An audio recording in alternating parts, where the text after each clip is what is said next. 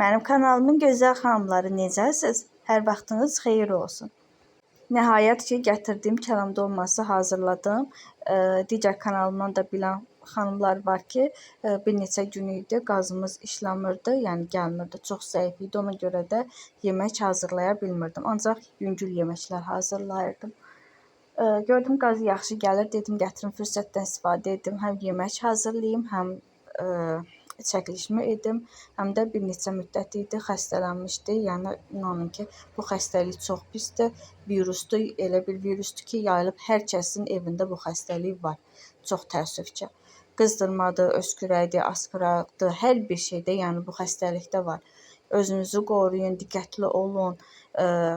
Tez-tez evinizi təmizləyin, təmizlik vasitələri ilə, tez-tez əlinizi dezinfeksiya edin, burnunuzu dezinfeksiya edin ki, bu xəstəlikdən canınızı qurtara biləsiniz. Çünki yəni doğrudan da ən azı 1-2 ay çəkir bu xəstəlik.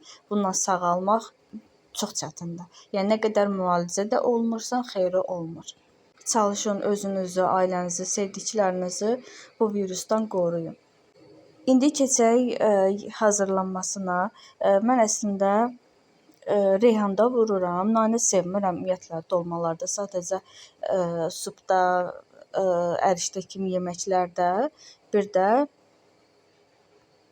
bozbaşlarda istifadə edirəm, amma belə, yəni dolmalarda nanəni sevmirəm. Varsa hər zaman vururam kələm dolmasına reyhan. Yəni fərqi yoxdur hansı reyhan, qara reyhan, qırmızı reyhan, yəni hansı olsa vururam. Və xüsusi də dad verir, həqiqətən də çox dadlı olur. Ətin içində, yəni onu vurmaq çox gözəl olur. Yəni vuran xanımlarımız da var, vurmayan xanımlarımız da var. Ancaq məncə vursanız daha dadlı olar. Təbii ki, zövqlər fərqlidir. Burada da gördüyünüz kimi kələmləri daha öncə qaynatdım. Dedim çox vaxt getməsin, onu bir də çəkməyim.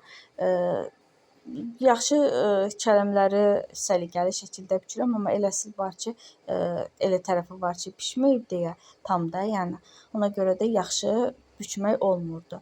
Hardasa kobud alınırdı. Və bir də ətə çox sevirəm ki, kişnə şüd, yəni vurum. Çox dadlı olur. Yəni bəzən mənə deyirlər ki, çox əlavə etdin. Yəni hərəsindən bir dəstə vurmuşdum. Amma yəni burada da gördüyünüz kimi elə də çox deyildi, yəni. Və dadı da çox gözəl olur. Çünki mənim oğlum elə göyərtilər yeyən bir uşaq deyil. Yəni ən azından dadı, vitamini keçsin deyə göyərtidən biraz çox vururam. İnşallah sona qədər videomu izləyərsiniz. Əgər videomu bəyənsəniz, kanalımı bəyənsəniz, abunə olub, like etməyi unutmayın. Hələlik, mən sizlərlə sağollaşıram.